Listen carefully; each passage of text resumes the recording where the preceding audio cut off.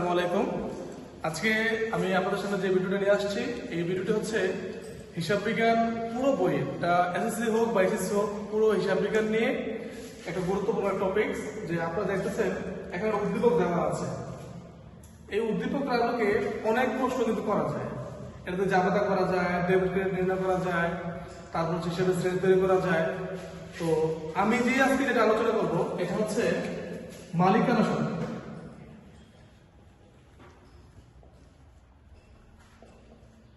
মালিকানা সত্ত্ব নির্ণয়। মালিকানা সত্ত্ব নির্ণয়, এই মালিকানা সত্ত্বের আরেক নাম হচ্ছে স্বত্বাধিকার। মালিকানা সত্ত্বের আরেক নাম হচ্ছে স্বত্বাধিকার। তো মালিকানা সত্ত্ব বা স্বত্বাধিকার একই কথা। তো আমরা মালিকানা সত্ত্ব করার পূর্বে আমরা দেখবো এটা জাবেদাগুলো কি কি, বা মালিকানা সত্ত্ব করা হয় কিভাবে, মালিকানা সত্ত্ব কিভাবে করা যায়। মালিকানা সত্ত্বের ইংরেজি হচ্ছে উই মানে হচ্ছে অনার্স ইকুইটি। অনার্স ইকুইটি হচ্ছে মালিকানা সত্ত্ব। তাহলে এই মালিকানা সত্ত্ব সূত্রটা হচ্ছে C plus R minus E X minus D. C plus R minus E X minus D. এখন উই মানে কি অনার্স ইকুইটি, সি মানে কি ক্যাপিটাল, ক্যাপিটাল মানে কি মূলধন, আর মানে রেভিনিউ, রেভিনিউ মানে আয়, ইএক্স মানে এক্সপেন্সেস, এক্সপেন্স হচ্ছে খরচ, আর ডি হচ্ছে ড্রয়িংস, ড্রয়িংস মানে কি উত্তর। তার মানে এই মালিকানা সত্ত্বের নির্ণয় করার যে উপাদানগুলো এটা হচ্ছে মূলধনের সাথে আয়গুলো যোগ, ব্যয়গুলো বিয়োগ, উত্তরগুলো বিয়োগ। তার মানে যদি পরীক্ষা আসে মালিকানা উপাদান কয়টি? চারটি উপাদান। মালিকানাতে চারটি উপাদান। তো এখন আমি কি বললাম যে মালিকানা সত্ত্ব নির্ণয়, কি বললাম মালিকানা সত্ত্ব নির্ণয়। আর মালিকানা আরেক নাম কি? স্বত্বাধিকার। মালিকানা আরেক নাম স্বত্বাধিকার। স্বত্বাধিকার। তো মালিকানা গঠন হচ্ছে এরকম।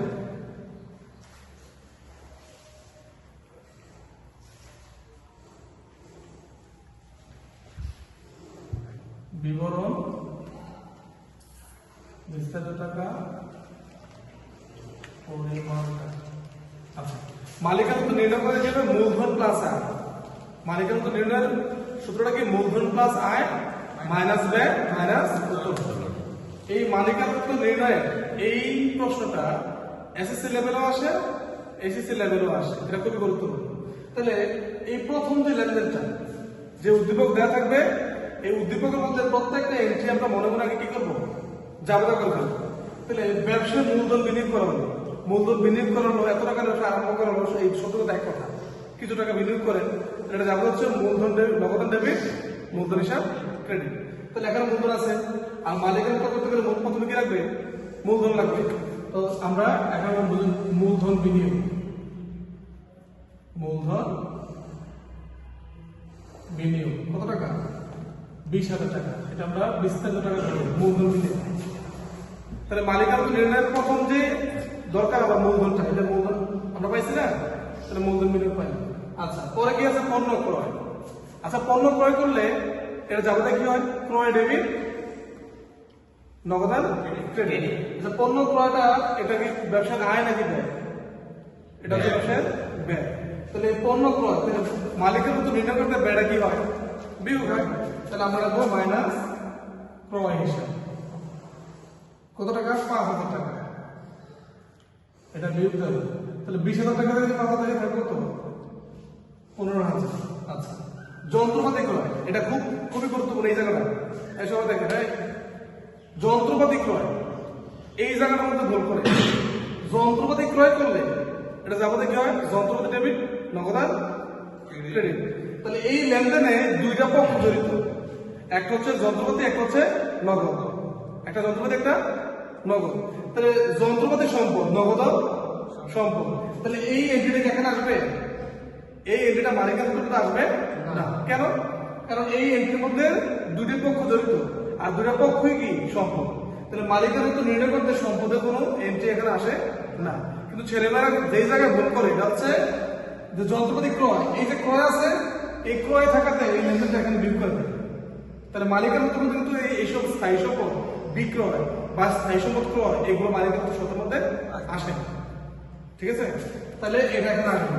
তারপরে আসি কি? বেতন প্রদান। বেতন প্রদান করলে কি হয়? ব্যয় হয়। এই যে বেতন দেবে, নগদ বেতন কত টাকা? 3,000 টাকা। 3,000 15 থেকে 3 চলে গেলে থাকবে তো 12,000। তারপর আছে কি বিক্রয়। তাহলে বিক্রয় যাবে না কি হয়? নগদ দেবে বিক্রয় করে, তো বিক্রয় কি আয় না? আয় হইলে এই মালিকের মধ্যে কি হয়? যোগ হবে। যত প্রকার মূলধন এবং আয় আছে সব কি যোগ, আর যত ব্যয় উত্তোলন সব কি হবে?